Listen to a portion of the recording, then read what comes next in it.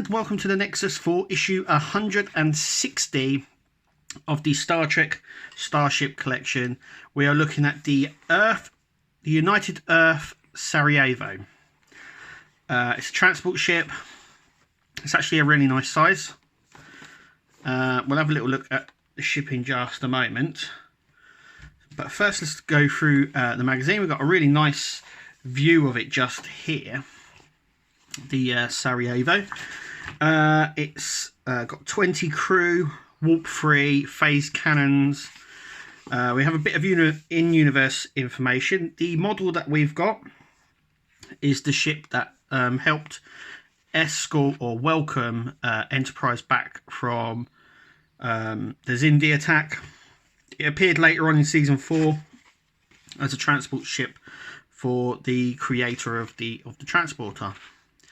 We get a nice view here. The reason that we know it's from the ship that escorted Enterprise or welcomed Enterprise back to Earth from the Xindi conflict is the NC-27 on the transport ship that appears, which is just down here. That is not on there, but it's an Earth ship, so it's sort of a civilian ship, not a Federation one. But I think this version is a Federation one. I'm not entirely certain. I'm just gonna, sorry, Matt. I'm just gonna adjust the camera just here a minute. There we go. So yeah, we get the passenger module, another passenger module underneath, warp nacelles that are inside the actual structure of the ship, which is nice. Obviously they're the warp nacelles here. We have phase cannons at the side and around the edges here. Navigational deflector is here, obviously behind the panel just there. And then we come on to designing the Sarajevo. So originally it was going to look a little bit like this, but this obviously section is not filled in, so it's a really unusual design. But its basic design or the basic premise was a sort of luxury yacht or a cruise liner sort of transport ship. And then we come on to Star Trek season 4. So this goes into depth more on Star Trek season 4. Do you know, I really like these sort of backstagey bits, and going back to what happened and stuff like that. So this goes on the idea of what happened with Enterprise, which is really nice. So they wanted a more of a time with TOS, which is nice. It's also worth like I didn't know, and all these things from the Eagle Moss Star Trek collection, all these things are pulled from other things. So like StarTrek.com or articles or interviews that they've done in magazines and stuff. But some of the information I didn't even know about. So it's interesting to read up. It's interesting, I didn't know, but it's interesting to know that Enterprise was actually not going to be renewed for season 4, but they had to renew it because season 3 was left on a cliffhanger. So it's interesting to know.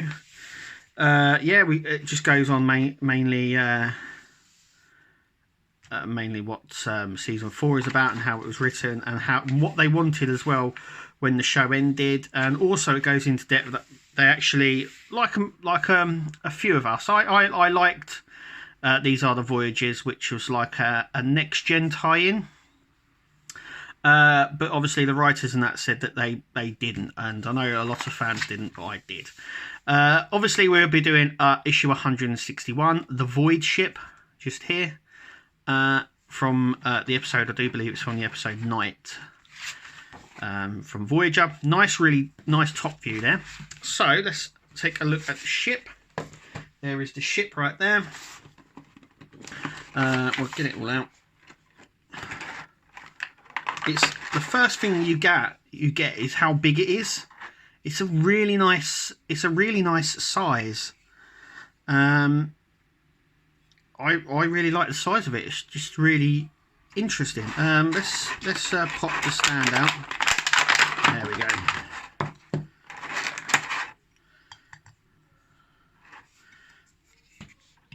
Obviously it just sits in like that. Sits in there really nicely. Let's just get that away. So yeah, it sits in there really nicely, really snug. It's obviously what it's supposed to do. It's just a stand.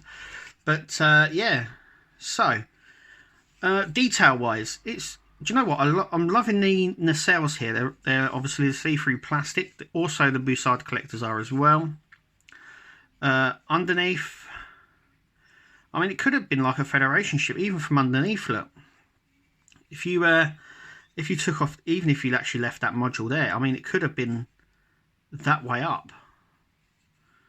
It looks almost like Federation sort of design. It's got these panel lines really all over it as well, which is really nice.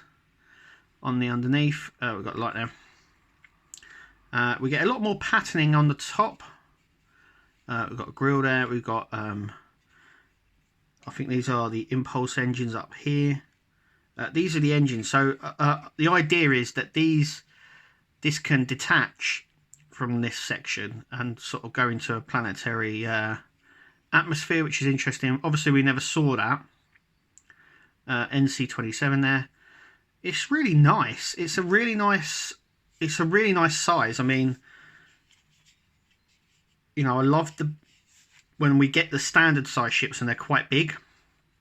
I do like that. But it's a really nice ship. I mean, like I said, that I never noticed before. That could be classed as the bridge of the ship. Nice. Yeah, so we get obviously these are the phaser cannons just around here, which is a nice touch. I believe they're a bit lower down now. They're too far up. It's also nice to know that we have these the little light portholes here, which they do have an indent for, and they're actually coloured in perfectly, so there's no sort of window misalignment on this side. But on this side, there is a bit of a misalignment. But I think ultimately it's actually a really nice ship, and I really like it actually. We're going to probably get a lot of these Enterprise ships that we've not had in the collection, because there's quite a few actually. So I'd imagine as the series goes on, we'll probably get quite a few of them from Enterprise. But yeah, I really like it. This is the Sarajevo. I'm loving this ship. Glad it's in the collection. Anyway, we are continuing the collection. We're issue 161 is our next one that we look at. Anyway, thank you for watching. Remember to give a thumbs up and click to subscribe, and we'll see you in the next video.